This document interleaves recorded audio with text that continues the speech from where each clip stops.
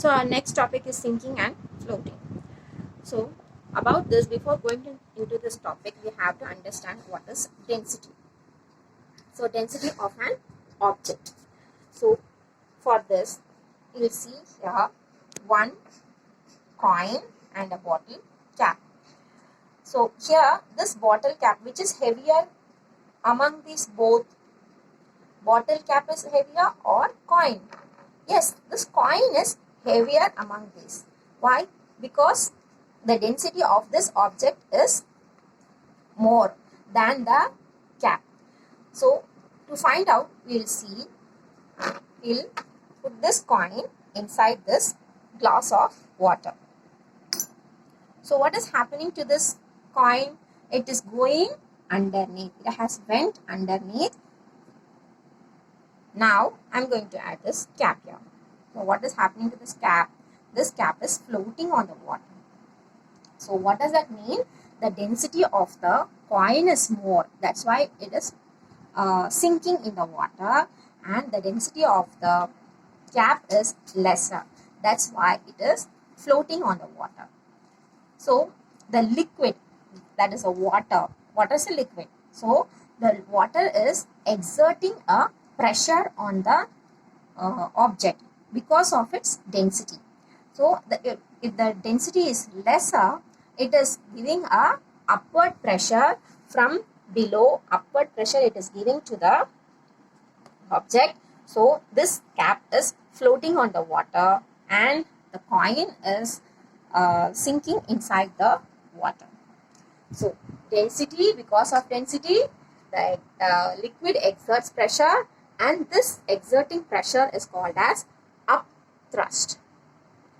So next we will go to the next topic, solubility of solids in water. Solubility means dissolving. When we add something in the water, what will happen? Small grains or something like that, it will dissolve in the water. Among this category, we'll understand first of all by from sugar and sand.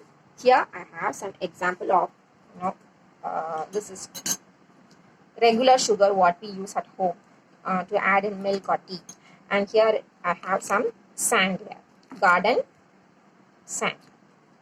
So we're going to add in this sugar inside the water.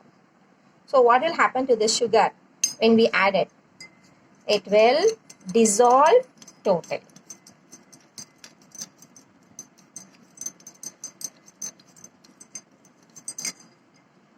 See, the size of the sugar has reduced. After some time, what will happen to the sugar? This will get dissolved totally. See, the sugar size is much reduced here. Now, can you see that? The sugar has dissolved completely. There is no more sugar now. Can you see that? Because this is soluble in water. But at the same time, what will happen to this sand? We'll add and see. Yes, we'll add some. I'm going to add some sand in this water, bowl of water. So what happens to the sand? The sand has gone down, and I'm going to mix the sand. So I am going to mix this sand. Here we can see the sand is not getting mixed at all. It will mix well also. Nice. But the sand remains same because it does not get soluble. It is not soluble in water.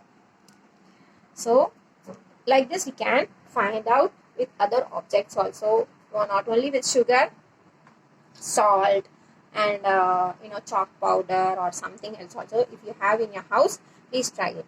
So sugar disappears in water and sand does not disappear in water.